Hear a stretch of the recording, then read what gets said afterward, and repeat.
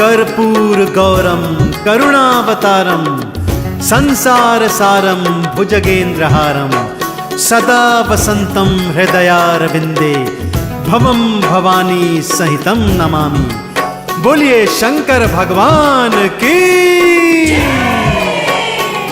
भक्तों, मेरे भोलेनाथ की दानवीरता की कथाएं वेद पुराणों ने सदा से बखानी है। चाहे भस्मासुर को वर देना हो, चाहे रावण को लंका, चाहे ब्रह्मा जी को वेदों का ज्ञान देना हो, और चाहे श्री हरि विष्णु को माता लक्ष्मी पत्नी के रूप में प्रदान करना हो, वेद पुराण ऋषि मुनि भोलेनाथ की दानवीरता की कथाएं करते थकते नहीं हैं। तो आइए आज इस भजन के माध्यम से मैं भी आपको भोलेनाथ की दानवीरता की कुछ कथाएं सुनाने जा रहा हूं, जिसको सुनने मात्र से हमारे जन्म जन्म के पापों का समूल नाश हो जाएगा। तो भगवान शिव के चरणों का ध्यान लगाते हुए मेरे साथ बड़ी प्रेम और श्रद्धा से बोलिए, बोलिए शंकर भगवान की।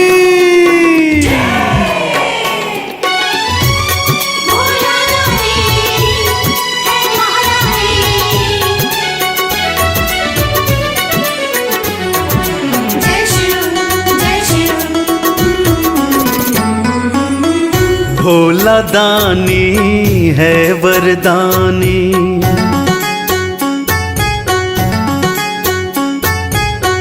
भोला दानी है वरदानी, कब किसको क्या वर दे जाए। आ भगता वेदों की हम पावन गाथा तुमको सुनाए।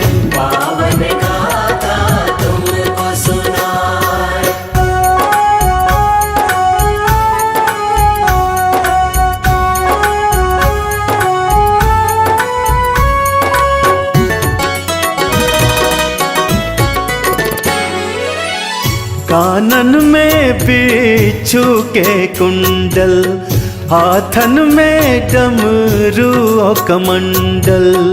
भक्तजनों, मेरे भोलेनाथ का पावन स्वरूप है ही ऐसा। केशों से गंगा धार बह रही है, माथे पर चंद्रमा सुशोभित है, गले में काले नाग फुफकार रहे हैं, कानों में बिच्छू के कुंडल हैं, तन पे शमशान की भस्मीभूत रमाई हुई है, और ओढ़ी है तो मृगछाला। खाने में खाते हैं भांग धतूरा, और हाथों में धारण करते हैं डमरू और कमंडल।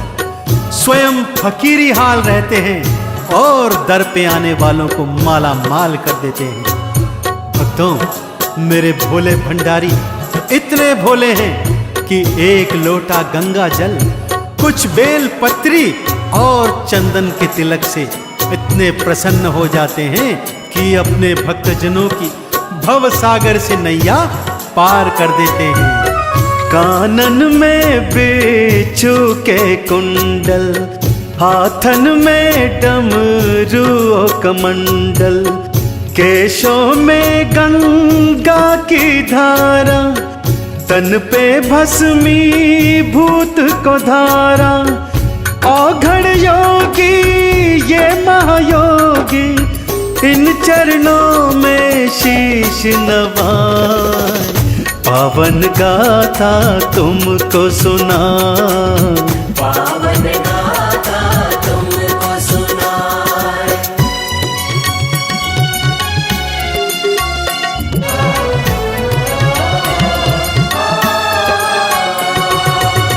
लो सुन लो भस्मासुर गाथा, वेदों की वाणी जो सुनाता।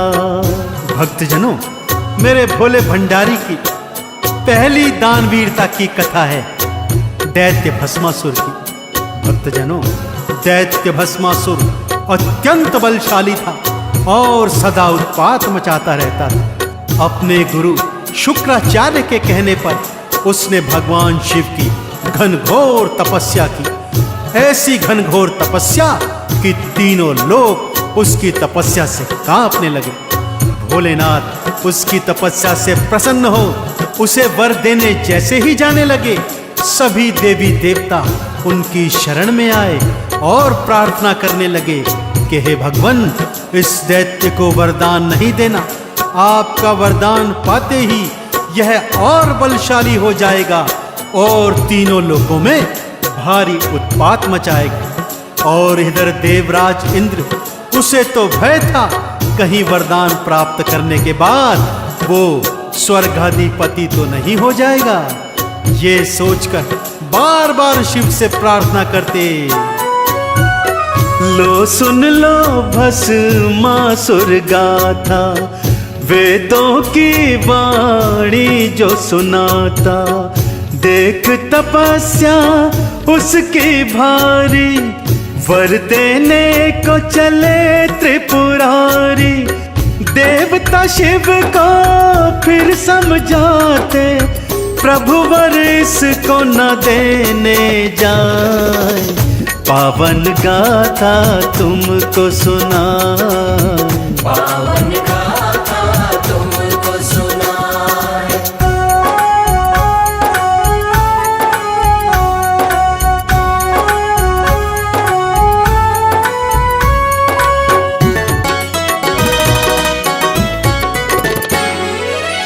शिव शंकर बिल्कुल ना माने, वर देने की असुर को ठाने। भक्तजनों, देवों की प्रार्थना सुन भोलेनाथ ने उन्हें समझाया कि हे देवी देवताओं, कोई यदि मेरा तप करता है, सच्चे मन, सच्चे हृदय, सच्ची भक्ति से करता है, तो मुझे उसे वरदान तो अवश्य देना होगा।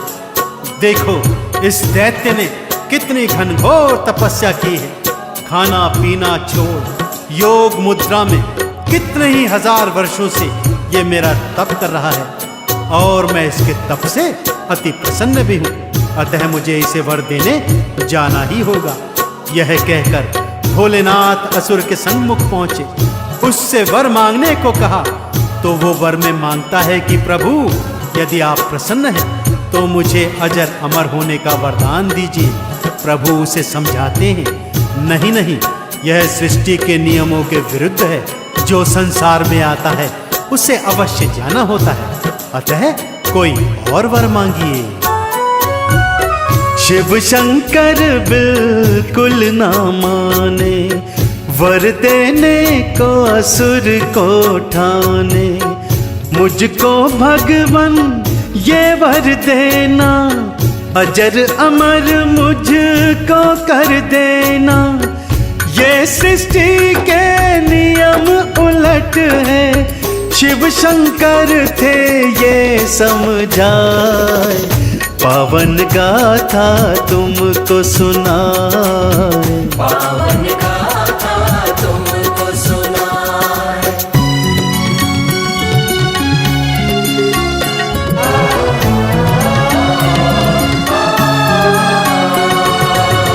तो फिर ठीक है भोले सुन लो, मांगता जो वर मुझको दे दो।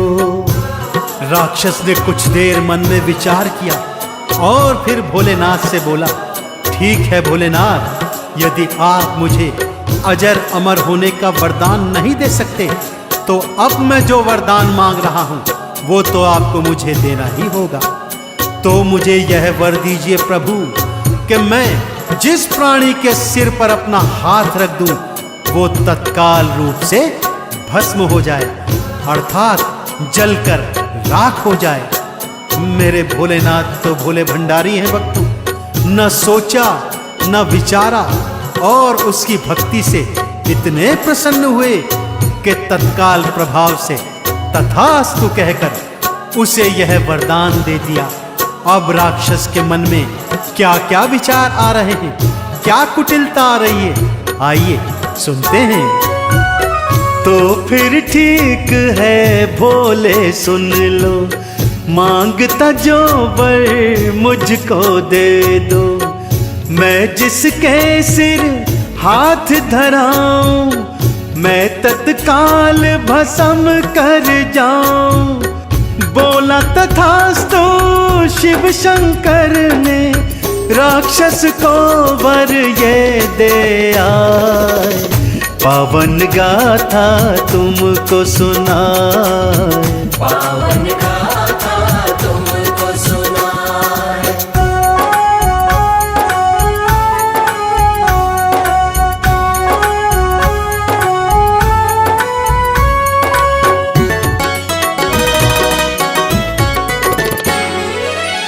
जैसे ही शंकर जाने लागे, भस्मासुर पीछे था भागे। भक्तजनों, मेरे भोले भंडारी जैसे ही वरदान देकर अपने कैलाश को वापस आने लगे कि तभी राक्षस मुस्कुराता हुआ उनके मार्ग में आ गया। बोला, भगवन जाते कहाँ हैं? क्या आपने जो मुझे वर दिया है यह फलीभूत होगा भी कि नहीं? इसे आजमाने का अवसर तो दीजिए। शिव जी उसकी बात सुनकर हैरान हो गए। भक्तों आश्चर्यचकित होकर उसकी ओर देख रहे हैं और राक्षस कहता है, प्रभु अब मैं अपना हाथ आपके सिर पर रखने जा रहा हूं। यदि आपके वरदान में सच्चाई है तो आप तत्काल रूप से भस्म हो जाएंगे। जैसे ही राक्षस हाथ रखने चला कि भगवान आगे भाग लिए। जैसे ही शंकर जाने लागे, भस्मासुर पीछे था भागे। वर तुम पर मैं आजमाऊंगा, तुमको राख बना जाऊंगा। शिव भोले के प्राण थे भक्तों, देखो फिर संकट में आए। पावन गाथा तुमको सुनाए, पावन गाथा तुमको सुनाए।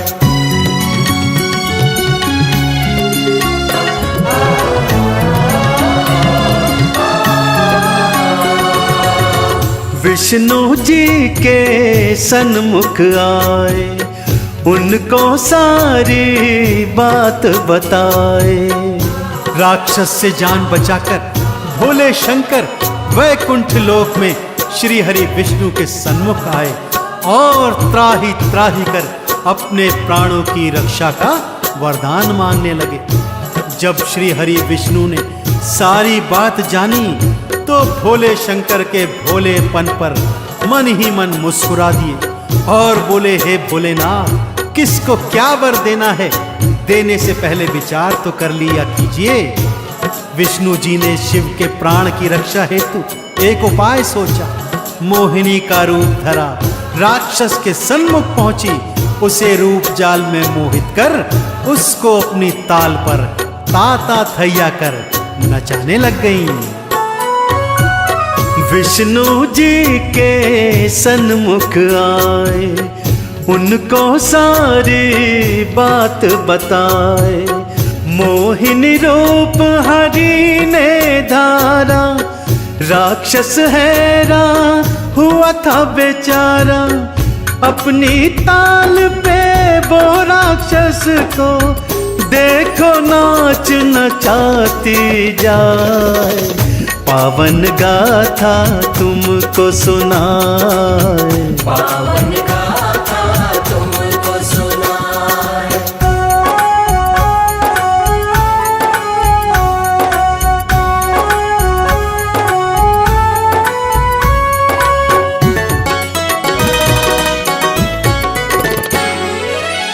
मोहिनी हाथ को सिर पर राखे, राक्षस भी ऐसा कर जाए। मोहिनी के रूप जाल में संमोहित होकर असुर जैसा जैसा मोहिनी नाचती वैसा ही नाचता जाता, क्योंकि उसे मोहिनी से विवाह जो करना था। और मोहिनी की शर्त थी कि जैसा जैसा वो नाचेंगी, यदि वो वैसे वैसे ही नाचता गया तो वो उससे विवाह अवश्य कर लेंगी। मोहिनी ने अपना हाथ अपने सिर पर रखा और उसका अनुसरण करते हुए राक्षस ने भी जैसे ही अपना हाथ अपने सिर पर रखा, भगवान भोलेनाथ के वरदान अनुसार तत्काल भस्म हो गया। भोले शंकर ने मोहिनी स्वरूप की जय जयकार करी और उनका अनेक अनेक धन्यवाद किया। श्री हरि विष्णु अपने असली स्वरूप में आए और दोनों ने एक दूसरे को शीश नवाए। तो देखा आपने किस तरह मेरे भोलेनाथ ने अपने ही प्राणों को संकट में डाला। अब आइए आपको सुनाता हूँ भोलेनाथ और रावण की कहानी। मोहिनी हाथ को सिर पर राखे, राक्षस भी ऐसा कर जाए। वर के कारण भस्म हुआ था, शिव शंकर का प्राण बचा था। शिव शंकर ने मोहिनी चरणों, देखो भक्तों शीश नवाए। पावन गाथा तुमको सुनाए, पावन गाथा तुमको सुनाए।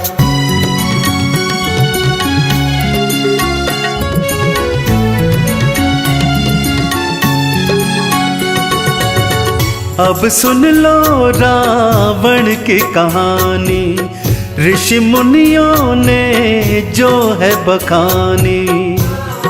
एक समय की बात है भक्तों, माँ गौरा ने देखा महालक्ष्मी सोने चांदी के बने महलों में रहती है। हीरे मोती अनेकानेक जेवरात पहने रहती है। माँ गौरा ने भोलेनाथ से हट की कि हे भोलेनाथ, मैं इस वन में रह रहकर तंग आ गई हूँ। मेरे लिए भी स्वर्ण से निर्मित एक सुंदर सी नगरी का निर्माण कीजिए, जिसमें मैं शान से रहा करूंगी। भोलेनाथ ने कहा, हे पार्वती, महलों में रहना हमारे भाग्य में नहीं है। परंतु पार्वती थी कि हट करती जाती थी। सो भोलेनाथ ने विश्वकर्मा को बुलाकर सोने की लंका नामक नगरी तैयार करवाई। गृह प्रवेश हेतु रावण रूपी प्रकांड पंडित को बुलवाया और गृह प्रवेश के पूजा से इतने प्रसन्न हुए कि उसी से पूछने लगे, हे रावण, तुझे दक्षिणा में भला क्या चाहिए? अब सुन लो रावण की कहानी, ऋषि मुनियों ने जो है बखानी।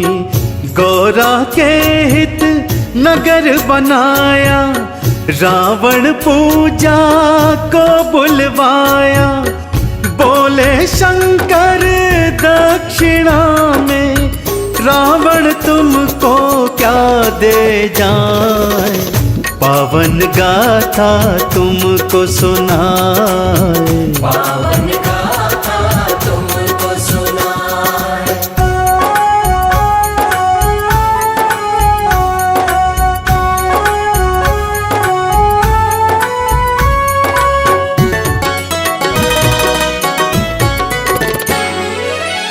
आप यदि चाहते हैं देना, सोने की लंका मुझको देना। रावण ने भोलेनाथ के चरणों में शीश नवाया और आदर सहित बोला, हे भोलेनाथ, यदि आप मेरे द्वारा कराई गई पूजा से इतने प्रसन्न हैं तो कृपा कर मुझे दक्षिणा स्वरूप यही सोने की लंका दान में दे दीजिए। भोलेनाथ ने एक पल को भी सोचा ना विचारा, तथास्तु कहकर माँ गौरा के लिए बनाई हुई सोने की लंका रावण को दान में दे दी। और इतना ही नहीं, उसे यह भी वरदान दे दिया कि वो जहां चाहे इस नगरी को ले जा सकता है। उधर जब माँ गौरा को ज्ञात हुआ कि उनके लिए निर्मित सोने की लंका रावण को दान में दी जा चुकी है, तो वो क्रोधित क्या होती, मन ही मन अपने भाग्य पर रोती रही। और भोलेनाथ मुस्कुराकर कहने लगे, गौरा, मैंने तो पहले ही कहा था कि महलों में रहना हमारा प्रारब्ध नहीं है। और इधर गौरा क्या कहे क्या ना कहे, और उधर रावण बोल रहा है, भगवान शंकर की। आप यदि चाहते हैं देना, सोने की लंका मुझको देना। शिव तत्काल ही वर दे दीना, रावण ने लंका ले ली ना, जय शंकर की रावण बोला, शिव के मंत्र वो गाता जाए, पावन गाथा तुमको सुनाए। पावन गाथा तुमको सुनाए।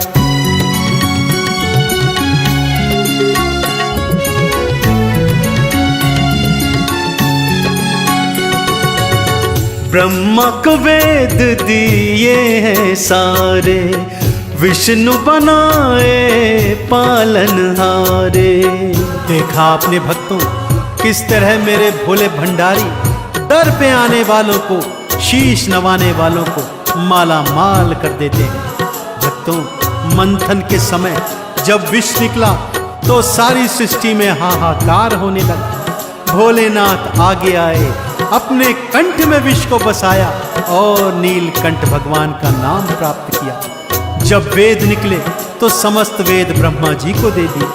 महालक्ष्मी निकली तो वो विष्णु जी के वाम अंग बिठा दी। ऐरावत हाथी निकला तो उसे इंद्र को दे दी। उच्चई श्रवा घोड़ा भी इंद्र को ही दे दिया। इस तरह दानवों और दैत्यों को बराबर रूप से सभी चीजें बांट दी और अमृत का पान तो देवताओं को करा दिया। ऐसे भोले भंडारी, ऐसे भोलेनाथ जिनकी दानवीरता का सानी तीनों लोकों में कोई नहीं है, ऐसे भोलेनाथ की जय जयकार करते हैं। सच्ची प्रेम, श्रद्धा और लगन से बोलिए, बोलिए शंकर भगवान की।